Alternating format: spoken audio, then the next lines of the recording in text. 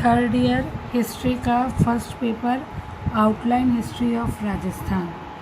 कल हमने कालीबंगा की प्राचीन सभ्यता के विषय में बात की थी, राजस्थान की पुरातन सभ्यताओं के अंतर्गत। आज हम उसी क्रम को आगे बढ़ाते हुए आहड़ सभ्यता के विषय में बात करेंगे या चर्चा करेंगे।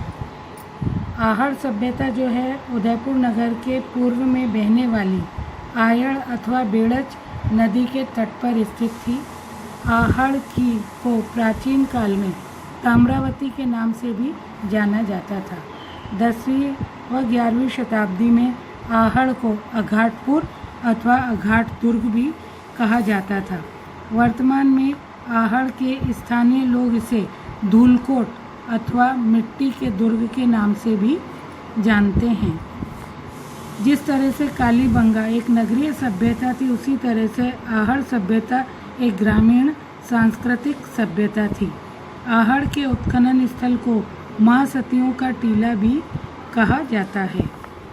आहड़ सभ्यता की खोज 1953 में पंडित अक्षय कीर्ति व्यास के द्वारा तथा सर्वप्रथम लघु स्तर पर उत्खनन भी पंडित अक्षय कीर्ति व्यास के द्वारा ही किया गया था। उत्खनन में सभ्यता को 8 स्तर मिले हैं, जिन्हें पुरातात्विक सामग्री के आधार पर इतिहासकारों ने 3 भागों में बांटा है। स्फटिक पत्थरों का प्रयोग, जिसमें औजार व उपकरण थे। दूसरा ताम्र व कांस्य लोहे के उपकरण। तीसरा मृद बाण से संबंधित मिट्टी व काले मुलायम पत्थर से निर्मित भवनों का। यहाँ अब हम भवन निर्माण के विषय में बात करते हैं। क्योंकि आहड़ संस्कृति पूर्णतः ग्रामीण संस्कृति थी, यहाँ के निवासी भवन निर्माण के दौरान नींव में पत्थर डालकर भवनों का निर्माण किया करते थे। आहड़ संस्कृति के मृद भांडों की बात करें तो मृद भांड नीचे के भाग तो लाल होते थे, किंतु कंधे से ऊपर तथा भीतर का संपूर्ण भाग काला हुआ करता था। आहड़ के उत्खनन के दौरान अनाज रखने के लिए मृदभांड मिले हैं, जिन्हें स्थानीय भाषा में हम गोरे व कोट कहकर के संबोधित करते हैं। इसी के अलावा कई मृण मूर्तियाँ भी हमें मिली हैं, जो कि मिट्टी से निर्मित हो तथा अग्नि में पका करके बनाई गई थीं। आहड़ के उत्खनन में हमें 4 मानव मृण मूर्तियाँ प्राप्त हुई हैं।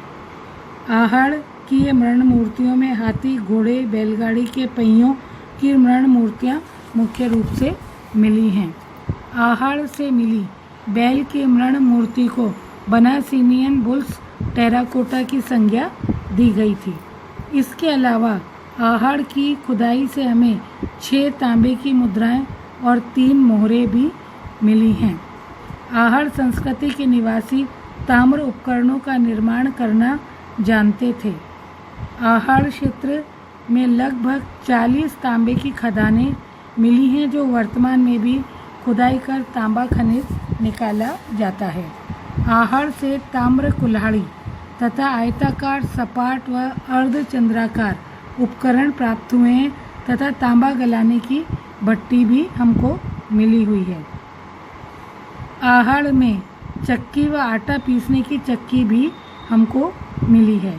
आहड़ में कुछ मिट्टी के दीपक मिले हैं, जिसका प्रयोग संभवतः धार्मिक दृष्टिकोण से पूजा करना या रोशनी के लिए किया जाता रहा होगा। आहड़ में रंगाई या छपाई के ठप्पे भी, जिन्हें हम छापे कहते हैं, वह भी हमको मिले हैं।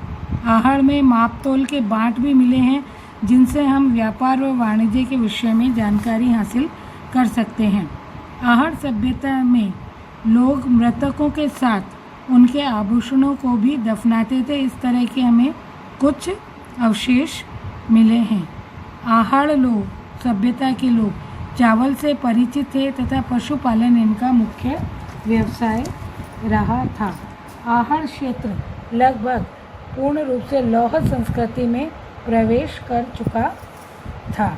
डॉक्टर गोपीनाथ शर्मा ने यह माना है कि आहड़ सभ्यता का समृद्ध काल 1900 ईस्वी पूर्व से 1200 ईस्वी पूर्व तक का ही माना जाना चाहिए। आहड़ सभ्यता के उपरांत अब हम गणेश्वर सभ्यता के विषय में चर्चा करेंगे। उसी क्रम में हम आगे बढ़ रहे हैं धीरे धीरे। गणेश्वर सभ्यता सीकर के नीम का थाना क्षेत्र में रेवासा गांव की खंडेला की पहाड़ियों में स्थित है। गणेश्वर सभ्यता को कातली अथवा काटली अथवा मौसमी नदी के किनारे विकसित हुई सभ्यता भी माना जाता है। गणेश्वर सभ्यता की खोज सबसे पहले 1972 में राजस्थान विश्वविद्यालय के पुरातत्व विभाग के प्रोफेसर डॉक्टर रतन चंद्र अग्रवाल ने की थी। वह उसके बाद 1977-78 में इसमें उत्खनन करके रतन चंद्र अग्रवाल व विजय कुमार ने इसको आगे बढ़ाया था। गणेश्वर सभ्यता का कालक्रम 3000 ईस्वी पूर्व से 2800 ईस्वी पूर्व के आसपास का ही माना जाता है। भारत में ताम्रयुगीन सभ्यता की उत्पत्ति तथा ताम्रयुगीन सभ्यताओं का विकास और प्रसार इसी सभ्यता से माना जाता है। पुरातत्वविदों की मान्यता है कि गणेश्वर सभ्यता से प्राप्त तांबा ताम्रयुगीन सांस्कृतिक केंद्रों में सबसे प्राचीनतम व 90% शुद्ध था। इसी कारण इसे ताम्रयुगीन सभ्यता की जननी भी कहा जाता है।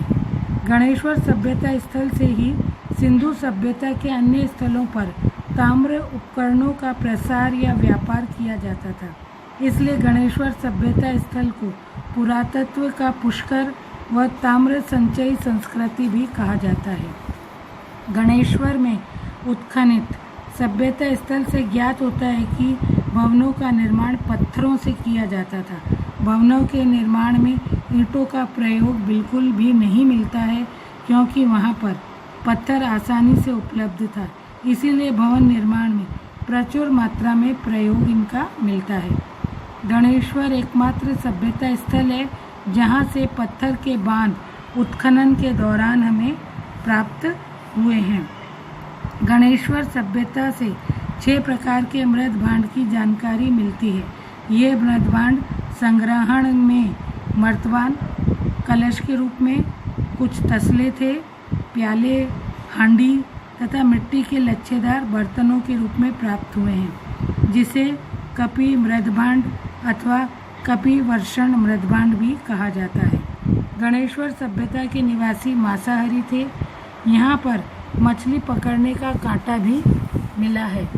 गणेश्वर सभ्यता से तांबे के फरसे व वाणग्राह आदि मिली हैं। गणेश्वर सभ्यता के लोग संभवतः तांबा, खेतड़ी व अलवर की खो दरीबा खान से प्राप्त करते थे। बालाथल सभ्यता। बालाथल सभ्यता उदयपुर नगर से 42 किलोमीटर दूर दक्षिण पूर्व में वल्लभनगर तहसील से उदयपुर में स्थित है। बालाथल ग्राम के पूर्वी छोर पर 5 एकड़ में फैला हुआ एक टीला है, जो बेड़च नदी के किनारे स्थित है। इस सभ्यता की खोज प्रथम बार 1962-63 में यह कार्य प्रोफेसर VN मिश्रा के नेतृत्व में हुआ था।